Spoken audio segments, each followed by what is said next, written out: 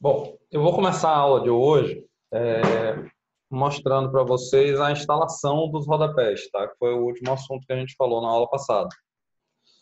Então, assim, esse rodapé, que foi o último tema, que foi o da Santa Luzia, ele tem uma aplicação muito prática, muito rápida e muito limpa, tá? O que permite que ele seja instalado nas etapas finais da obra, né? Então, assim, depois do piso aplicado, depois do piso assentado, depois da pintura feita, né, você vir e fazer o assentamento do rodapé, porque ele é muito rápido, muito prático, muito limpo, tá? É diferente, por exemplo, de um rodapé em madeira, que tem que ser assentado quando o piso, logo depois que o piso está assentado, porque o rodapé de madeira ele precisa, né, passar pelo processo de ou verniz ou pintura. E aí, por conta disso, no aguardo sem imagem. Ah, por conta disso, você não está vendo, Ivone?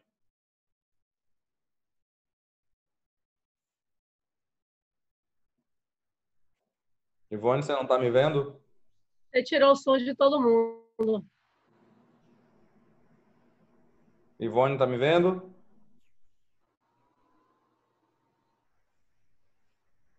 Eu acho que a internet de Ivan não está muito boa esses dias, não. Ah, tá. Porque aconteceu isso, acho que também é outra aula, se eu não me engano. Ela está dizendo aqui que não está me vendo.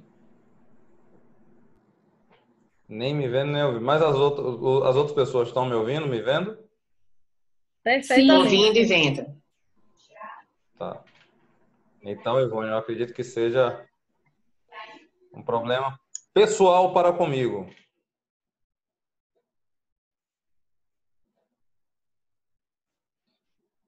Tá? Então, o rodapé da Santa Luzia, ele é um rodapé prático.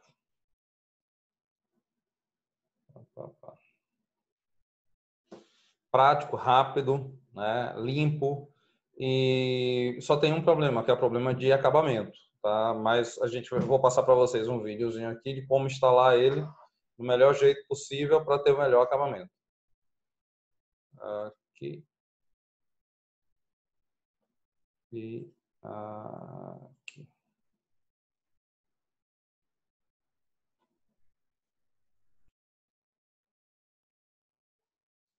Aí ele começa o vídeo, já que você não ouve, né? Dizendo que os rodapés são feitos de poliestireno, é o isopor. Eu vou passar um vídeo dele mostrando como é a fabricação. Isso é bem interessante.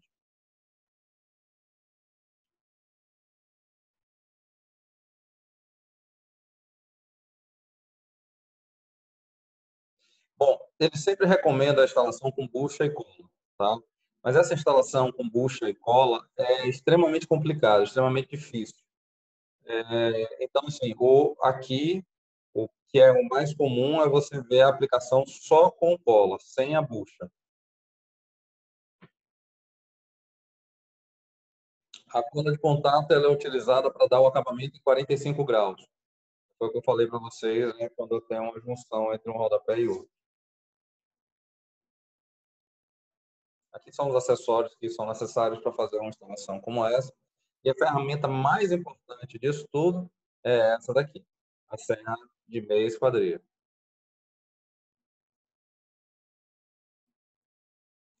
Aqui é ele limpando a área, a superfície, né, de qualquer pó, resíduo, e dizendo que a superfície tem que estar pronta, né, finalizada, com a pintura final. Aí ele faz um gabarito, tá? Nesse gabarito ele faz um furo para poder passar a bucha. Essa bucha, ela é vendida em todas as lojas, mas dificilmente você vê alguém utilizando, tá? Por conta da ondulação no piso. Quando o piso ele é muito ondulado, se eu colocar uma bucha a certa altura, quando ele pegar a onda, ele vai ficar maior. Aí, quando ele pegar a parte mais baixa, ele fica menor de novo. E o rodapé ele não consegue fazer essa ondulação, né? Você até consegue dobrar, curvar ele, mas só no sentido horizontal. Ele não consegue fazer isso no sentido vertical. Mas esse daí é a instalação padrão, né? Defendida pela Santa Luzia. Aí agora sim, que é a aplicação da cola no rodapé. Tá? E percebam que é o seguinte, ó, essa cola ela é aplicada com pistola, né? Então, assim, essa forma de aplicar a cola é a forma ideal, é o que vai garantir a melhor uniformidade e a melhor colagem da peça na parede, tá? Por quê? O que é que o pessoal em geral faz? A cola, ela vem em balde, tá? Um baldezinho de 1 quilo. E aí o que é que o pessoal faz?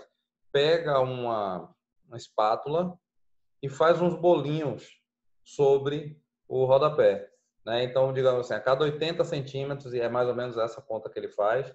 Então, uma peça tem 2,40, ela vai ter 4 pontos de cola.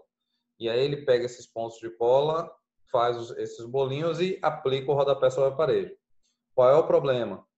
Quando se faz isso, você deixa muitos vazios, né? E esse vazio depois ele vai acabar descolando o rodapé. Então a aplicação correta é dessa forma como está no vídeo, com a aplicação dela longilínea passando por toda a extensão do rodapé, né? Para que não deixe pontos em aberto, não deixe pontos ocos.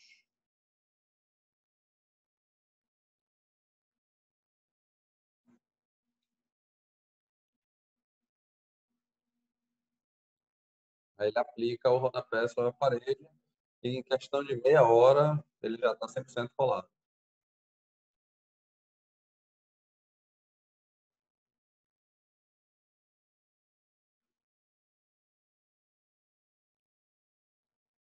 Aí é a aplicação do roda-meio, né, que pode ser o alisar da porta também.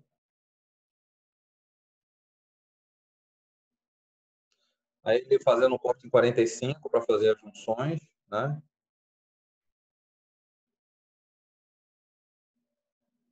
O ideal é usar essa serra de meio esquadrilha para que ela tenha um acabamento perfeito, tá? E aí as junções, tá vendo? Ó,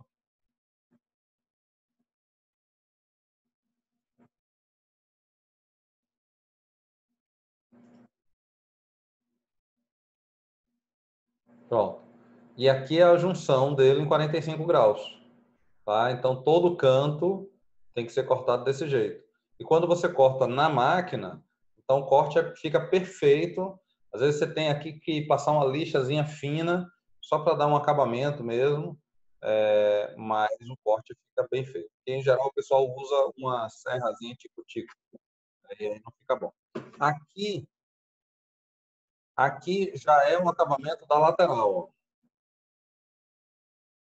Então, se você tem o rodapé ele vira e acaba em algum lugar, essa é a forma de dar acabamento na lateral dele, né? Então, você corta uma peça em 45 graus, outra, junta as duas em 45 para fazer com que esse frisozinho que ele tem vire e dê acabamento na parede, tá? Então, esse acabamento aqui é extremamente importante.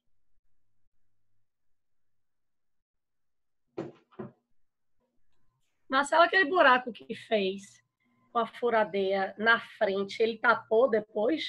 Não, aqui dali é só um gabarito, é só para ele marcar onde ele vai furar as buchas, a altura, né? Pra ver a altura. Ah, E por saber, né, da dificuldade de dar acabamento nas junções das peças, a Santa Luzia criou essas pecinhas que são chamadas de sócalos e rosetas, né, para juntar, para que você não tenha que fazer 45 graus na junção entre o rodapé e o alisar. Repare aqui, ó. Repare aqui, né? Esse rodapé, ele é de um modelo, digamos, ele é de 15 centímetros. Mas o alisar, ele tem 10. Então, você não consegue fazer um 45 aqui na junção dessas duas peças, tá? Porque eles têm medidas diferentes. Então, para que você não fique com uma linha na diagonal aqui com um ângulo muito fechado e o acabamento ficar ruim, não ficar se batendo, eles criaram essa possibilidade de você usar um zócalo, né? Ou uma roseta embaixo, para justamente vir com a peça reta, ela dá acabamento aqui, e depois vem uma outra peça reta na vertical, que é o alisar, que dá acabamento aqui. Tá? Então, essa foi a ideia da Santa Luzia para melhorar o acabamento dessas peças.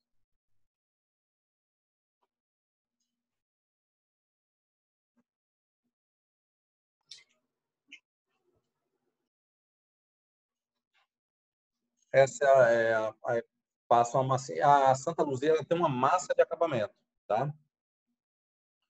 E que é justamente para ser colocado na junção. Essa massa é uma garantia que essa junção não vai fissurar. Professor, se eu manter o alisar na minha porta, o acabamento do rodapé vai ficar ruim? Se você Manter o alisar já existente na minha porta e eu for colocar um rodapé da Santa Luzia, o acabamento nessa junção vai ficar estranho? Ou eu teria que trocar também o alisar na porta? é o seguinte, o rodapé da Santa Luzia, ele tem 1,5 cm de espessura, tá? Já o alisar, ele tem 1 cm mais ou menos de espessura. Então, sempre o rodapé da Santa Luzia, ele passa um alisar, tá? A não ser que seja um alisar mais grosso. Aí vai ser um alisar de 10 centímetros, que ele vai ter mais ou menos 2 centímetros de espessura. Tá? Então, tem que ver esse tipo de coisa. Quando o alisar é o alisar mais fino, de 7, de 5, às vezes o alisar padrão, de prédio novo, que vem já com porta pronta, o rodapé da Santa Luzia ele fica mais para fora. Aí fica um acabamento ruim. Aí, até para fazer 45 também é complicado. Aí, nesse caso, o ideal, às vezes, é trocar realmente. É ou colocar o zócalo, você pode colocar o zócalo embaixo para dar acabamento no rodapé, ou trocar o alisar, né, para ficar bem acabadinho. Valeu, obrigada. Nada.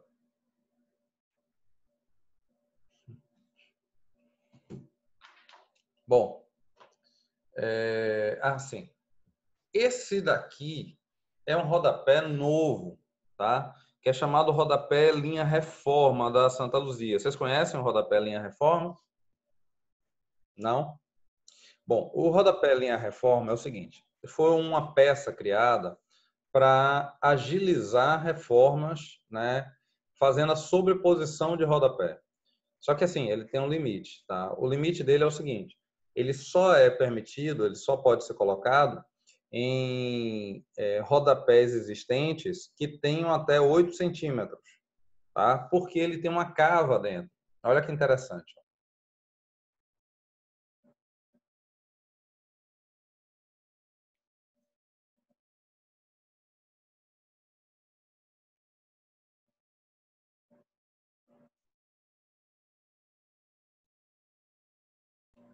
Onde é a cava? Vou mostrar. Ah,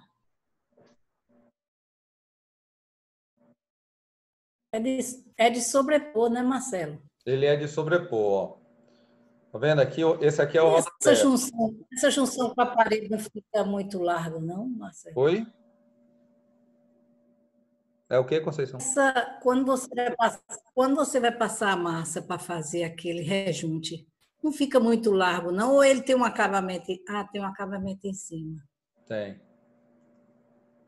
Tá? Então ele tem uma cava no rodapé. Ó. Vai ter uma imagem melhor aqui na frente.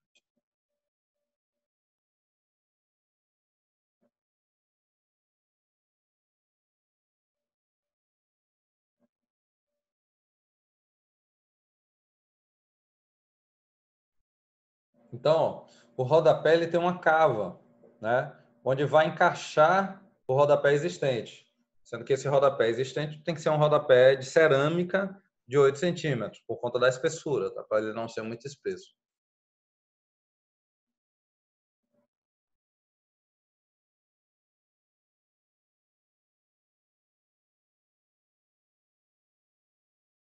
Olha lá. Oi? Tá vendo? Ele está aplicando o rodapé sobre o rodapé existente, sem ter que fazer a demolição, né? Ele não está retirando um para depois colocar o outro.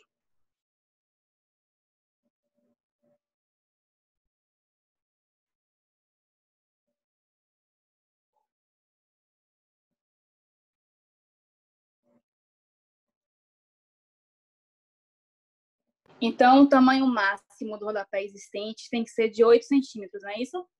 Isso. Ok. Por enquanto, eles só fizeram esse modelo de um tamanho. Não, tem dois tamanhos, mas o tamanho da cava é o mesmo. Tem ele de 10, tem ele de 15. Sim, é o de 15 você pode pôr por cima de um maior. Não. Os dois são do tamanho de 8 centímetros. Professor, mas o normal, a média, é que esses rodapés de cerâmica têm essa espessura? Espera aí, rapidinho. Aí ele fazendo o acabamento de topo. Como é, Mari? O normal é que esses rodapés de cerâmica tenha essa dimensão, essa espessura para... A média é de 8 centímetros de Isso. espessura? É. O rodapé cerâmico, tá? O rodapé cerâmico, ele tem essa dimensão. E aí foi O que eu pergunto... desculpe. Não foi espessura que eu falei, foi altura. A altura de 8 centímetros. Mas assim, é porque o rodapé da Santa Luzia, apesar dele ter dois tamanhos hoje, a linha Reforma ter dois tamanhos, o formato da cava, né, só permite o rodapé de 8 centímetros, que é, na verdade, o padrão do rodapé cerâmico. Tá? O rodapé cerâmico, ele é de 8 centímetros. Porque assim, ele não é feito para todo o rodapé, né? Só para fazer uma sobreposição em rodapé cerâmico. Deixa eu ver se tem mais.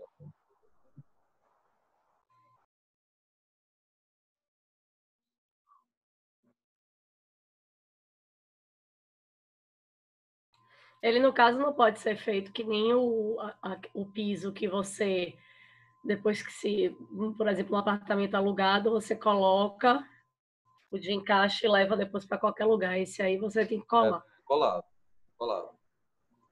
Você consegue até tirar depois, mas reutilizar é bem... Não é que nem o piso. Não.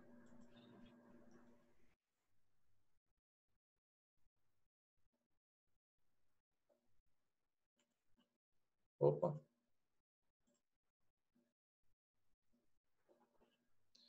Deixa eu mostrar mais um vídeo aqui para vocês.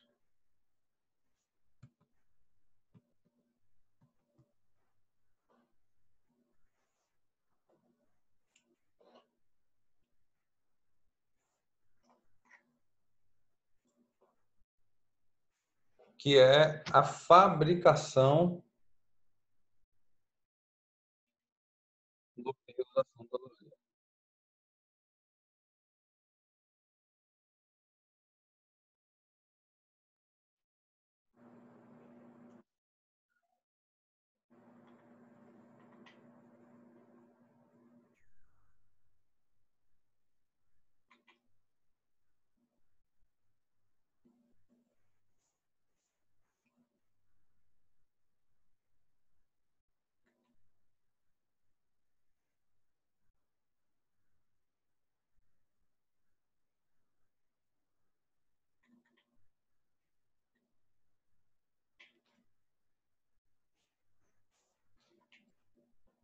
Aqui.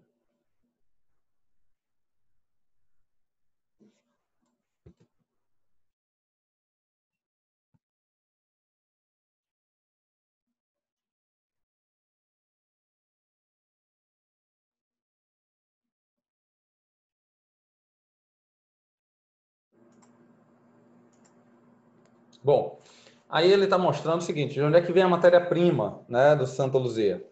Vem do isopor, tá? É isopor reciclado.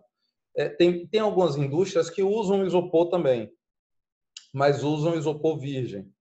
Tá? A grande benesse da Santa Luzia é que ela faz essa coleta de isopor com as catadores de lixo, né, beneficiadoras, tal, para utilizar o material reciclado. Então, isso é um ponto extremamente positivo. Ela tem estações de coleta pelo Brasil inteiro para fazer, para conseguir atender a demanda de fabricação.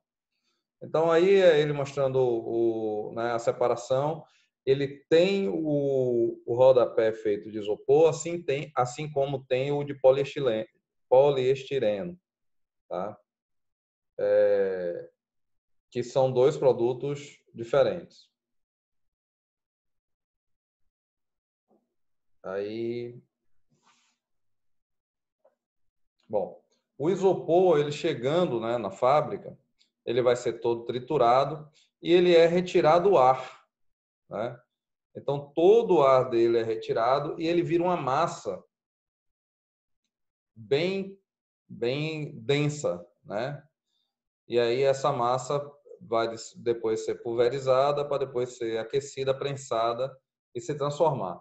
A Santa Luzia, ela começou a produção dela fazendo, na verdade, molduras, né?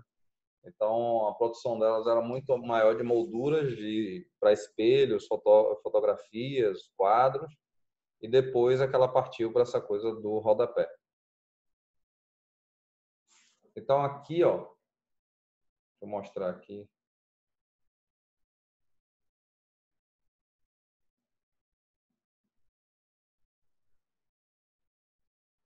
Aqui.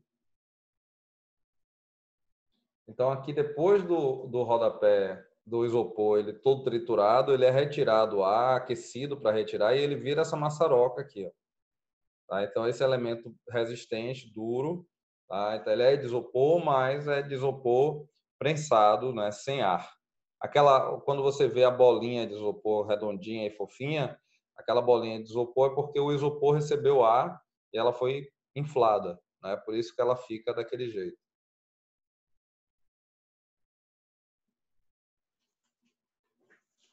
Tá? Então, é assim que se fabrica o rodapé da Santa Luzia.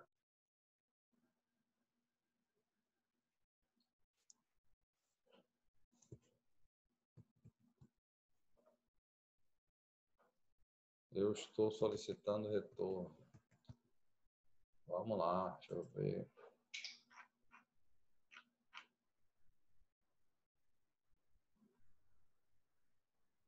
Não está aparecendo aqui, não.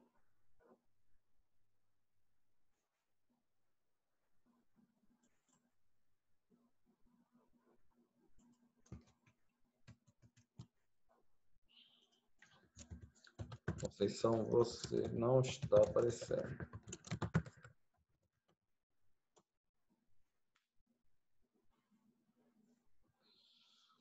Bom, então, né? Então a gente encerrou a parte de rodapé. Lembrando que, na verdade, é o seguinte, ó, em relação aos outros, né? Então, por exemplo, você pode ter rodapé de madeira. Hoje você pode instalar rodapé de madeira como você instala o rodapé da Santa Luzia, tá? Com cola. Muito prático, muito rápido, simples, ou então com parafuso. Fura o rodapé e faz a instalação. Aí depois tem que cobrir o local onde foi parafusado com a massinha, que é feita com serragem e cola branca, tá? Os outros rodapés de porcelanato, cerâmica, granitos, mármores, eles são assentados com argamassa. Então, eles são assentados como se fossem realmente revestimento de parede, né? Não tendo nenhuma diferença.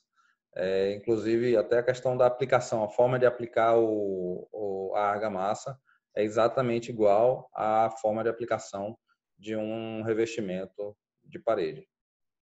Tá? Bom, aí hoje eu vou falar um pouquinho sobre tintas. Ok? Tudo certo? Alguma dúvida? Tudo certo. Ok. Tá. Então, vamos lá. Tintas. Bom, primeiro, antes de falar sobre, o processo de pintura, eu vou falar a vocês do produto, do material, tá? Então, vou apresentar a vocês. Então, a gente vai falar sobre pintura, os tipos, modelos, né? O material, as massas, as tintas. E hoje, o que é que tem de novo, o que é que está sendo feito no mercado, tá? E depois a gente vai falar também sobre mármores e granitos, mas eu não sei se vai ser na próxima aula. Espera aí que esse slide está errado.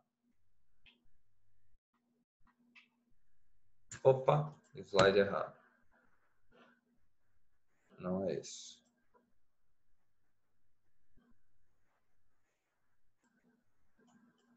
É esse. Então, eu tenho aqui, ó. Bom, um dos produtos mais importantes que a gente tem que considerar na hora da pintura é a massa corrida, né? A massa, na verdade. Corrida é uma denominação que se deu porque você aplica ela de forma linear, né? Então, o pessoal fala que é massa corrida porque você aplica ela correndo pela parede. Então, eu tenho a massa PVA e a massa acrílica. Eu vou passar esse material para vocês, tá? Esses slides eu passo para vocês. A massa PVA é uma massa que ela deve ser usada em ambientes internos, tá? Por quê? Porque ela não tem resistência à umidade. Então, se molhar ela vai se desfazer em cima da parede. Tá? Não tem outra questão. Ela tem uma vantagem em cima, e a outra é a massa acrílica, né? A massa acrílica, ela já é resistente à umidade, podendo, então, ser aplicada em ambientes externos. E ela também tem uma secagem rápida, né? Ela seca mais rápido do que a massa PVA convencional, tá? Então, uma é utilizada em ambientes internos, a outra é utilizada em ambientes externos. Tá? Lembrando que, se realmente a massa PVA ela receber água, ela vai derreter, né? Enquanto a massa acrílica não. Tá? Como a massa acrílica ela seca mais rápido, então ela pode ser utilizada em ambientes que precisem desse tipo de tratamento mais rápido. Tá?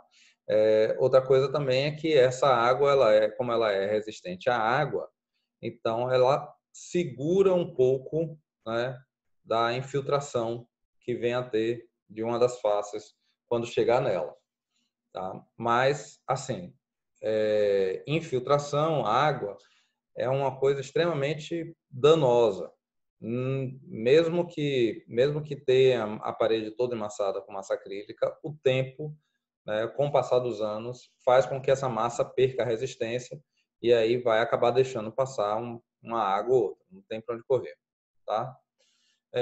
Então, ela tem a secagem mais rápida e ela é utilizada em ambientes externos. Então, internamente, sempre massa corrida e externamente, sempre massa acrílica, tá?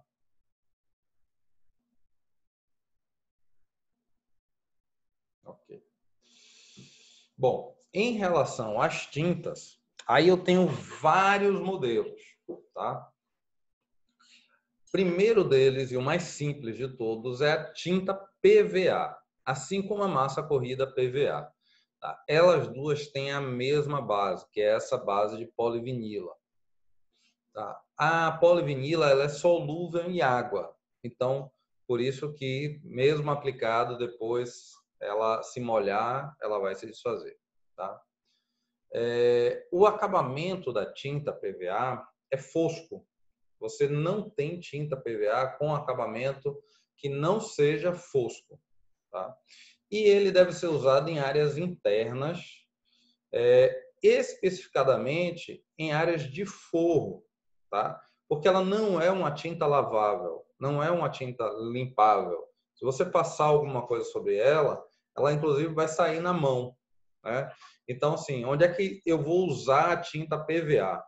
Em forro. Basicamente, em forro.